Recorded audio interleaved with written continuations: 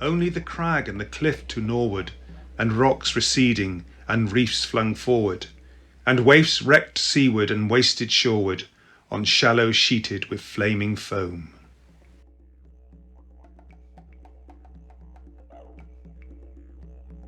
After he left the police force, he set up as a business where he actually would break and sell horses.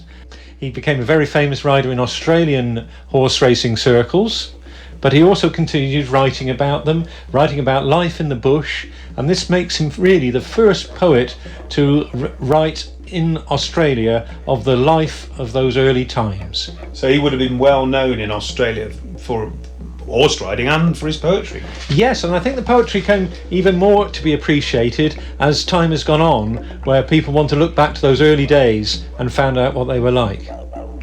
He's certainly well remembered over there. There are a number of statues to him, including a monument about a legendary jump he's said to have done over a fence onto the edge of a quarry.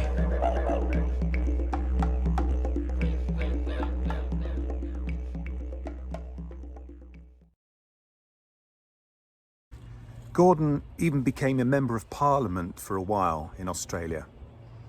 In 1861, he inherited £7,000 from his mother's estate, which back in the day would have been quite a considerable amount of money. He was now a man of property. He moved to Mount Gambier, and there he met his wife-to-be, Margaret Park, who was the daughter of a Glaswegian baker. They were married and they lived in a cottage known as Dingley Dell. But money soon ran out. In 1868, he thought he was to become the heir of his family's Scottish estate, but unfortunately that wasn't to be. On the 24th of June 1870, one day after his third publication of poetry was released, Bush Ballads and Galloping Rhymes, Gordon took a rifle. He went into a scrub near Brighton Beach in Melbourne and he shot himself. He committed suicide. He was only 37.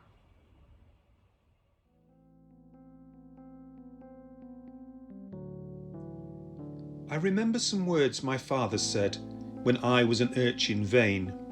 God rest his soul in his narrow bed, these 10 long years he have lain. When I think one drop of the blood he bore, this faint heart surely must hold. It may be my fancy and nothing more, but the faint heart seemeth bold. He said that as from the blood of grape, or from juice distilled from the grain, false vigour soon to evaporate, is lent to nerve and brain.